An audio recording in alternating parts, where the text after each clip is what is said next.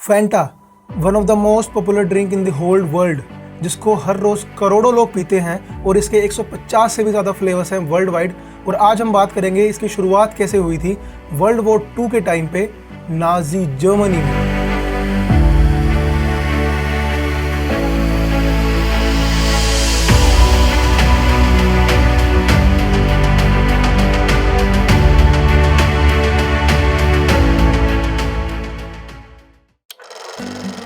साल था 1929। Coca Cola company की जर्मन मार्केट में एंट्री हुई एक आदमी की बदौलत, मैक्स कीथ। उसने सिंगल हैंडेडली पूरा इंफ्रास्ट्रक्चर बिल्ड किया कंपनी का। उसने पहला बॉटलिंग प्लांट फ्रैंकफर्ट में और वेयरहाउस कलोन में इस्टेब्लिश किया। और उसकी टाइमिंग भी बड़ी गजब थी, क्योंकि जिस टाइम उसने फैक्ट्रीज बनाई और लोगों को हायर किया, उस टाइम 1929 की महामंदी या ग्रेट डिप्रेशन चल रहा था। साल 1933 अडोल्फ हिटलर पावर में आया और उसने जर्मनी में एक तानाशाही यानी डिक्टेटरशिप शुरू की। 1930 में जब जर्मन इकोनॉमी ने थोड़ा बहुत रिकवर किया, तो सबसे पहले खरीदे जाने वाले प्रोडक्ट्स में से एक था कोका कोला। कीथ की एग्रेसिव मार्केटिंग की वजह से सदियों पुराने जर्मनी के अल्कोहलिक ट्रेडिशन से लोगों ने हटके सोडा पीना शुरू किया। ऑफ कोर्स कीथ बहुत ज़्यादा केयरफुल थे अपनी एडवर्टाइजमेंट को लेके। उसने बहुत कोशिश की ये फैक्ट छुपाने की कि कोका कोला एक अमेरिकन कंपनी है। उसने हर जगह कोका कोला की जर्मन सब्सिडरी का ही नाम दिखाया। उसने यहाँ तक ये बोलना भी शुरू कर दिया था कि अमेरिकन कोका कोला कंपनी कोई शेयर होल्डर नहीं है, बस मात्र एक लेंडर है जिसने उसे पैसे और अपना सीक्रेट फॉर्मूला दिया है। उसकी फिनोमिनल सक्सेस ने अमेरिकन सुपरवाइजर्स को भी कन्विंस कर लिया था कि उसे ज़्यादा फ्रीडम और इंडिपेंडेंसी दी जाए डिसीजन लेने में। यहाँ तक कि 1935 आते आते कोका कोला की 9 में से 7 सीक्रेट इंग्रेडिएंट्स कीथ अपनी जर्मन फैक्ट्रीज में ही बना रहा था। उस समय तक जर्मनी कोका कोला की बिगेस्ट मार्केट बन चुकी थी आउटसाइड यूएसए।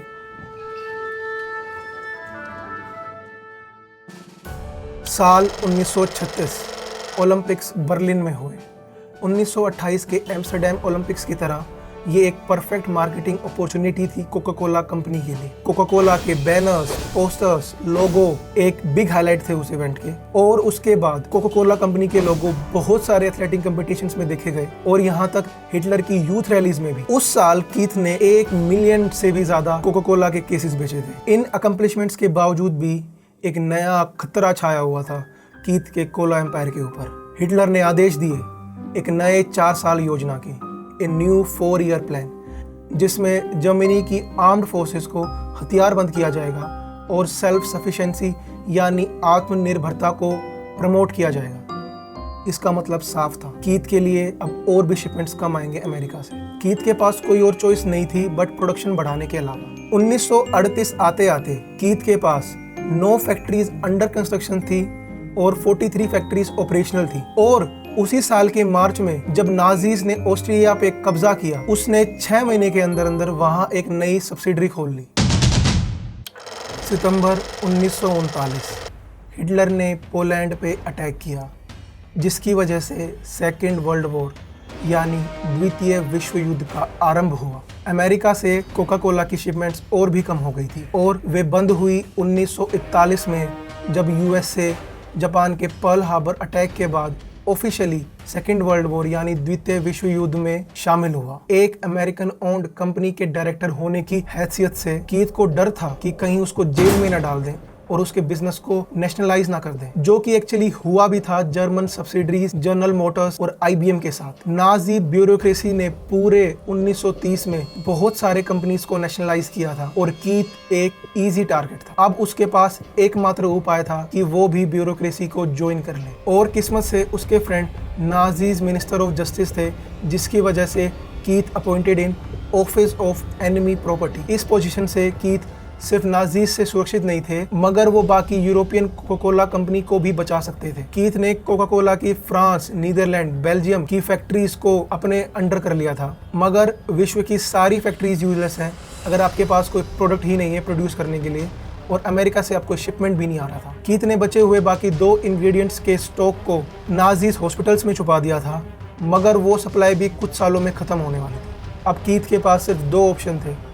पहला, वो कोई नया प्रोडक्ट बनाए, दूसरा वो बिजनेस बंद कर दे। जर्मन इकोनॉमी की हालत ख़राब हो रही थी और कीथ ने अपने केमिस्ट से एक नई रेसिपी बनाने को कहा था और उसमें जो इंग्रेडिएंट्स यूज़ हुए वे लेफ्टओवर्स थे बाकी कंपनी के, लाइक साइडर प्रेसिंग से एप्पल फाइबर, और वे जो कि एक लिक्विड बाय प्रोडक्ट था चीज़ कर्डलिंग का, और जो एंड में लिक्विड बना उसका कलर ट्रांसलूसेंट बेज था जो कि आज के जिंजर एल से कुछ सिमिलर है। इस ड्रिंक का नया नाम सोचने के लिए कीथ ने अपने सारे सेल्समैन को इंस्ट्रक्शन दी कि यूज़ योर इमेजिनेशन और फंटसी इन जर्मन, और उसी को छोटा करके इसका नाम फेंटा रख दिया गया। 1943 के आते आते कोका कोला की सारी सप्लाईज खत्म हो गई थी, मगर कीथ उस समय 3 मिलियन केसेस बेच रहा था हर साल फेंटा के। और जब जर्मन आर्मी कीथ के ट्रक्स चेक करने लगे तो कीथ ने बोटल्स में कार्बोनेटेड वाटर फिल करना शुरू कर दिया ताकि उसका business essential to war efforts में आ जाए। 1943 के बाद जब जर्मन एयरफोर्स का नामो निशान मिट रहा था, उस समय एलाइज जर्मन सिटीज पे हर रोज बॉम्बिंग कर रही थी और कीथ की सारी फैक्ट्रीज एक ना एक बार तो बॉम्ब हुई ही थी। और उसका जो हेडक्वार्टर था जो कि इंडस्ट्रियल सिटी एसन में था, वो तो बिल्कुल ही नष्ट हो गया था। जनवरी 1945 नाजी सरकार गिर रही थी और वो गद्दारों को ढूंढ रही थी जिन्हें वे ब्लेम कर सके। मिनिस्ट्री ऑफ जस्टिस अब कीथ के लिए सेफ नहीं थी। पहले उन्होंने उसे ऑर्डर किया कंपनी का नाम चेंज करने के लिए, और उसके बाद उसे बर्लिन बुलाया गया क्वेश्चनिंग के लिए और उसकी कंपनी को नेशनलाइज बनाने के लिए। उस समय तक कीथ का जो मिनिस्ट्री ऑफ जस्टिस में मित्र था वो मर चुका था और वो रिप्लेस भी कर दिया गया था। But he got incredibly lucky जब उसी अगले हफ्ते एलाइज ने मिनिस्ट्री ऑफ जस्टिस पे बॉम्बिंग कर दी और उसमें नया मिनिस्टर मारा गया जिसने कीथ की जान बचा ली। अगले 3 महीने तक वो फेंटा को बेचता रहा और मई 1945 में अमेरिकी सोल्जर्स ने उसे एक पार्शियली डिस्ट्रॉयड फैक्ट्री में ढूंढा। अमेरिका में कीथ एक हीरो बन गया। एलाइज ने फेंटा की सारी प्रोडक्शन को सीज किया और कीथ ने सारा प्रॉफिट कोका कोला के हेडक्वार्टर्स एटलांटा में हैंड ओवर कर दिया। उसके एफर्ट्स को देखते हुए कोका कोला कंपनी ने उसे पूरे यूरोप डिवीजन का प्रेसिडेंट बना दिया। जिस फेंटा को हम आज जानते हैं वो 1955 में इटली में इंट्रोड्यूस हुई फेंटा ऑरेंज से इवॉल्व हुआ। आज के लिए बस इतना ही। आपको ये स्टोरी अच्छी लगी हो तो अपने दोस्तों के साथ इसे शेयर कीजिए, मेरे चैनल को सब्सक्राइब कीजिए, वीडियो को लाइक कीजिए और मुझे कमेंट में नीचे लिख के बताइए कि आपको और कौन सी कंपनी की ओरिजिन की स्टोरी सुननी है। इस वीडियो को आखिर तक देखने के लिए धन्यवाद। बाय।